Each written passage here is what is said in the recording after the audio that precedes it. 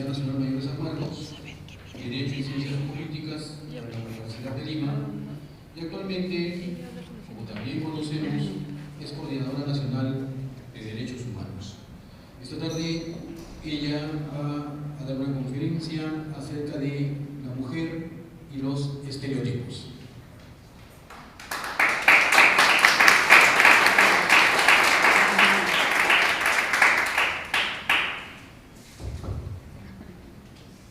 Buenas tardes.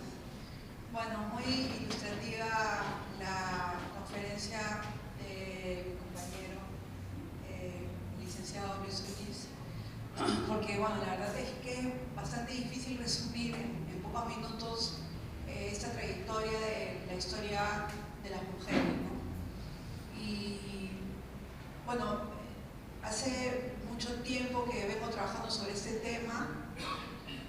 Yo soy feminista,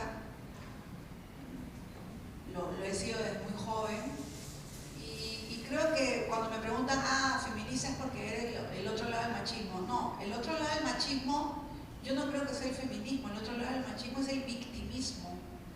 Porque cuando una mujer se trata de manipular al varón, en la medida en que el varón, cuando trata de dominar a la mujer, lo hace a partir de la fuerza, etcétera, y a partir de muchas otras circunstancias, entonces lo que hace la mujer es ser funcional al machismo, inmediatamente someterse, autovictimizarse, considerarse a sí mismo como una víctima y ningunearse, y eso es lo peor, ¿no?, para la mujer. Por otro lado, también yo comparto la posición del licenciado Solís en el sentido en que la liberación de las mujeres no se va a dar solamente porque sea la mujer quien lidere una revuelta, una rebelión, sino que esta tiene que ser obviamente en compañía del varón, y tanto la mujer como el varón tienen que entender que los roles han cambiado muchísimo a lo largo de la historia, pero no solamente eso, sino que también hay una historia oculta de las mujeres.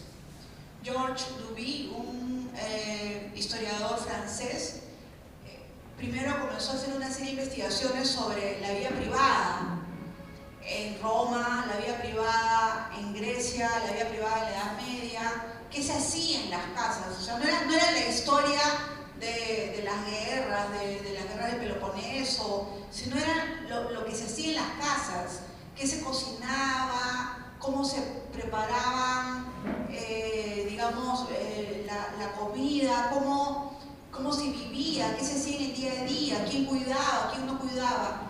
Y luego de hacer esa historia de la vida privada en 10 tomos, publicó una historia de las mujeres en 10 tomos, porque en su investigación sobre la historia de la vida privada comenzó a dar cuenta de que la historia de las mujeres había sido invisibilizada, pero que había una historia de las mujeres, una historia muy importante, muy interesante, y que en determinados momentos había sido reprimida de una manera muy fuerte. Por ejemplo, en la Edad Media, con toda la persecución contra las brujas, que no eran, digamos, mujeres que pactaban con el diablo, sino que eran más bien mujeres que tenían un conocimiento herbóleo de las hierbas, de la medicina casera, y que comienza con Hildegarda de Bingen en 1100 en un poblado alemán.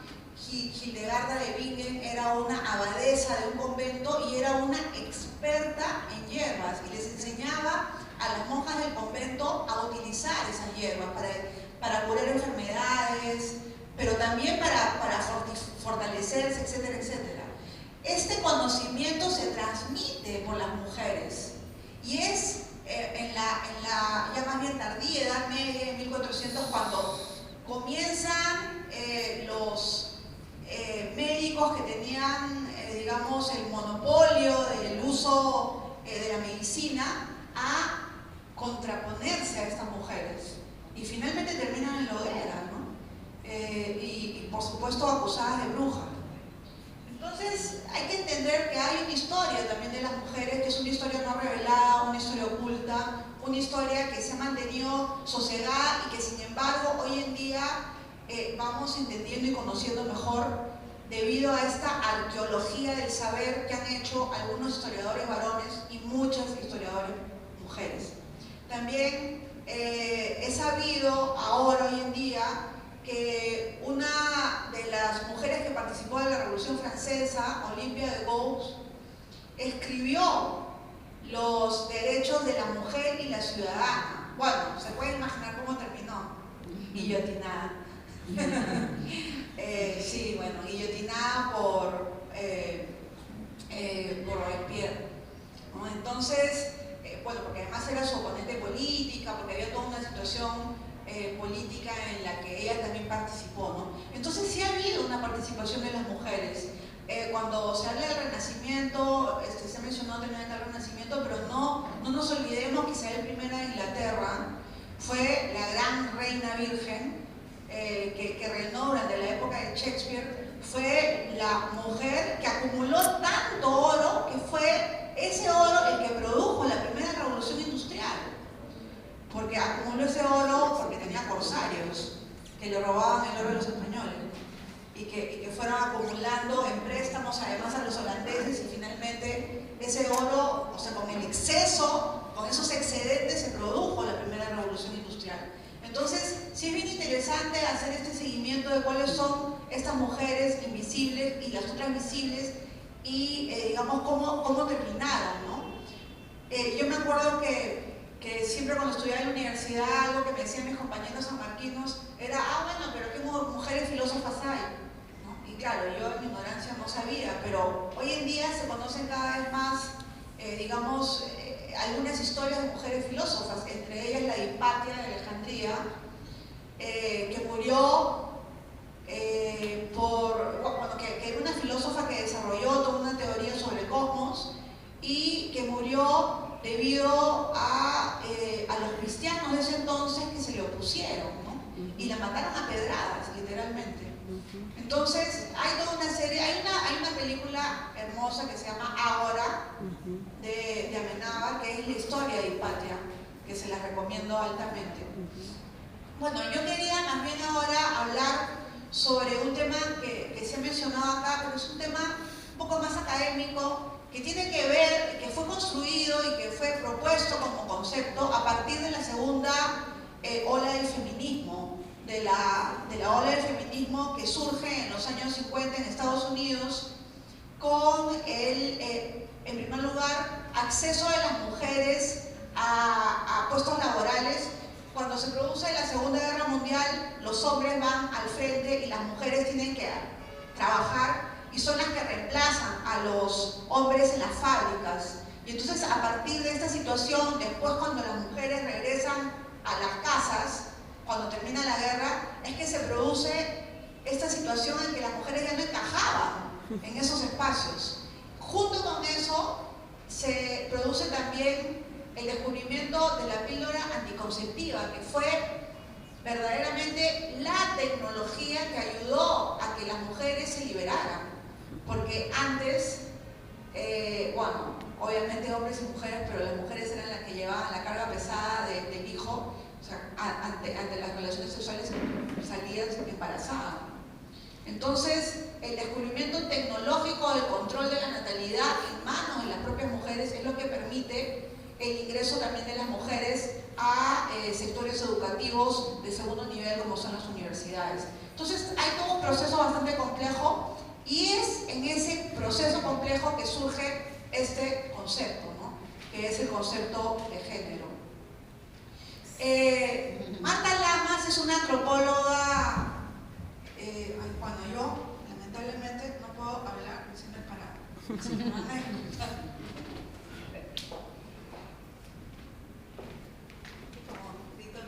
igual que usted, bueno, Marta Lamas es una antropóloga mexicana que tiene un libro que se llama Usos y peligros del concepto género, algo así, no me acuerdo el título exacto, usos y dificultades del concepto género. Y ella plantea esto, ¿no? O sea, de entrada, como la primera pregunta para pensar en el tema del género y de las mujeres, ¿no? Y es, ¿hay o no hay una relación entre la diferencia biológica y la diferencia sociocultural? ¿Qué posibilidades hay de modificar los papeles sexuales si son determinados biológicamente? ¿Y por qué la diferencia sexual implica desigualdad social? Esas tres preguntas son como las preguntas básicas a partir de las cuales algunas académicas norteamericanas y europeas y también latinoamericanas han ido organizando, construyendo y conceptualizando el concepto género, ¿no? El género no es otra cosa más que la construcción cultural de la diferencia sexual. Y cuando hablamos de la construcción cultural, no solamente hablamos de los elementos, digamos, religiosos, ideológicos, no, sino de las prácticas que día a día nos instituimos como hombres y mujeres. O sea, del motivo por el cual acá no hay ningún varón que esté con falda, por ejemplo. O del motivo por el cual hemos inventado totalmente y arbitrariamente que cuando los niños nacen les ponen un globito celeste en el cuarto de la mamá y cuando nace la niña le ponen un globito rosado, ¿no es cierto? Entonces, ¿por qué el color celeste? ¿Por qué en nuestra mente el color celeste es un color masculino y el color rosado es femenino? Cuando eso es algo absolutamente arbitrario. En lugar de ser rosado pudo ser anaranjado, pudo ser verde. Y si hoy en día el concepto verde sería femenino, de verdad veríamos lo verde femenino. Eso es algo que se ha construido de una manera ideologizada. Eso en primer lugar. Entonces, otro asunto. Para entender este concepto de género, hay que entender que se dan características adscritas a hombres y mujeres que se entienden como dicotómicas. O sea, la mujer, varón. Pizarra, entonces es celeste, rosado, ¿no? Fragilidad, delicadeza, fuerza, fortaleza, vigor, ¿no? Lo cual es muy relativo también, ¿no? Porque yo puedo ser en verdad más fuerte, les cuento que algunos de los que están por acá. Es relativo, ¿no? Estoy hablando de adscripciones culturales completamente arbitrarias. Por último, se pone hombre-mujer, hombre, cultura, mujer, naturaleza. Como si la mujer estuviera más vinculada a la madre tierra, a la Pachamama. Y hay un ecofeminismo interesante, pero que cuando plantea elementos esencialistas peca ya de regresar a esas fuentes que nos han invalidado como mujer. Después, obviamente el género no es lo mismo que el sexo. El primero se refiere a una categoría sociológica y el segundo a una categoría biológica. Según la Enciclopedia Británica, ¿no? La identidad de género es una autoconcepción individual como masculino o femenino, indistintamente de que se sea hombre o mujer. Y eso es, digamos, el punto más importante para hablar también sobre lo que es hoy en día la población LGTB, ¿no? Lesbianas, gays, travestis, bisexuales, intersexo, que es todo un conjunto de población muy vulnerable, ¿no? Y que son verdaderamente muy maltratados en todo el Perú, sobre todo en las zonas de la selva. Entonces, bueno, la idea de los estudios de género es que haya una especie de desmontaje de estas dicotomías, de un desmontaje de estas características y de estos estereotipos, ¿no? De esta idea de pensar que la mujer como madre está más vinculada a la tierra y a la semilla y es más buena y es más honesta, cuando eso es completamente cultural. La mujer por ser mujer no es mejor que el hombre, definitivamente. Y puede ser tan corrupta como Vladimiro Montesinos. Sí, o sea, digamos, ahí no es que las mujeres son... Por ejemplo, se tenía ese concepto al principio con las mujeres policías, ¿no? Las mujeres policías sí son honestas, las mujeres son policías. Yo creo que sí hay muchas mujeres policías honestas, pero también hay varones policías honestos. Lo que sucede es que es el sistema sistema de corrupción que lo engloba todo y que por supuesto a la mayoría que son varones los engloba con mayor facilidad. Bueno, entonces nosotros vamos construyendo día a día nuestra identidad de género. Nuestra identidad de género no está dada desde el nacimiento, porque además hay otra cosa, ¿no? Eso es lo que decía Claude Lévi-Strauss. Los seres humanos no nacen, se van convirtiendo en seres humanos. Cuando nosotros tenemos un bebito, el bebito es un animalito. O sea, si nosotros no le damos esa cultura, si no le enseñamos, si no lo vamos cuidando, muere definitivamente, ¿no? Y por supuesto, hoy en día, los bebitos, antes de nacer, ya antes de nacer, cuando ya sabemos el sexo a través de las ecografías, ya les estamos comprando sus romponcitos celestes o sus romponcitos rosados, o bueno, ahí ya mucho verde y amarillo. Pero ya les estamos ascribiendo características de género antes siquiera de haber nacido. ¿Se dan cuenta lo increíblemente fuerte que es esta concepción cultural de lo que es masculino y lo que es femenino? Es fuertísima, es mucho más fuerte que nosotros, ¿no?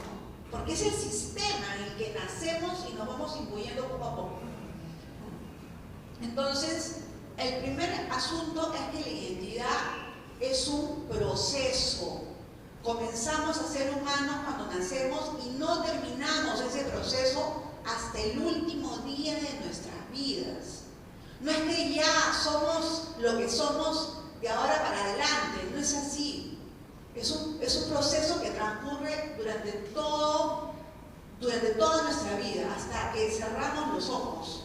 Hasta que cerramos los ojos podemos aprender, hasta que cerramos los ojos podemos cambiar. Es difícil, claro, es mucho más difícil. Es mucho más fácil aprender idiomas cuando tienes 5 años, es mucho más difícil a los 40, pero puedes hacerlo. Puedes hacerlo, ¿no? O sea, estamos construyendo nuestro ser. En ese sentido, este proceso de identidad de género se inicia en la infancia, pero no termina nunca, ¿no? Tradicionalmente hay 2 roles de género, el masculino y el femenino, pero hoy en día se están discutiendo mucho sobre toda una serie de roles intermedios, ¿no? Que son, bueno, cuestionados todavía, pero que están surgiendo como otros roles, ¿no? Y la identidad de género también está afectada por una variedad de estructuras sociales. Hay un asunto fundamental, ¿no? Y es que decir, bueno, la mujer, no, es que, disculpen un momentito, no existe la mujer. La mujer como la mujer, no somos las mujeres. Porque hay una gran diferencia entre mujeres que están atravesadas por otros elementos que construyen su identidad. Uno es la identidad étnica, por supuesto. O sea, una mujer urbana, limeña, no es lo mismo que una mujer andina de Anda, quechohablante. No es lo mismo, pues, o sea, está atravesada por esa condición, por su condición étnica, por su condición de clase. Algo muy diferente será una mujer de Anda que tenga 50 cabezas de ganado, una mujer de Anda que no tenga nada. Entonces, todo eso atraviesa también las condiciones y las identidades. Y vamos construyendo esa identidad a partir de eso también. A partir del grupo étnico, del estado laboral, del estado civil, de la opción sexual, de la orientación sexual.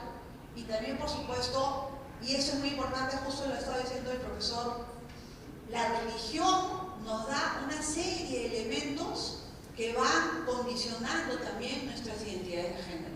Y lamentablemente a nosotros las mujeres nos ha dado un ícono, la religión cristiana, que es un ícono imposible, que es la Madre Virgen. La Madre Virgen, es imposible.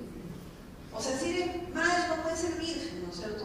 Pero ese es el ícono que nos ha dado la religión cristiana. Y ese ícono es un ícono bastante complicado, porque es una imagen a la que, bueno, desde la perspectiva de la religión se tendría que aspirar, ¿no es cierto? Pero ¿cómo aspiramos a un imposible? ¿Cómo aspiramos a ser madres sin haber tenido relaciones sexuales? O sea, eso es lo difícil y lo complejo y lo muy complejo de la religión. Ahora, yo conozco un montón de teólogas feministas que tienen toda una propuesta otra de entender ese dogma de la virginidad de la Virgen, que además es un dogma del siglo XIX. O sea, porque antes no se pensaba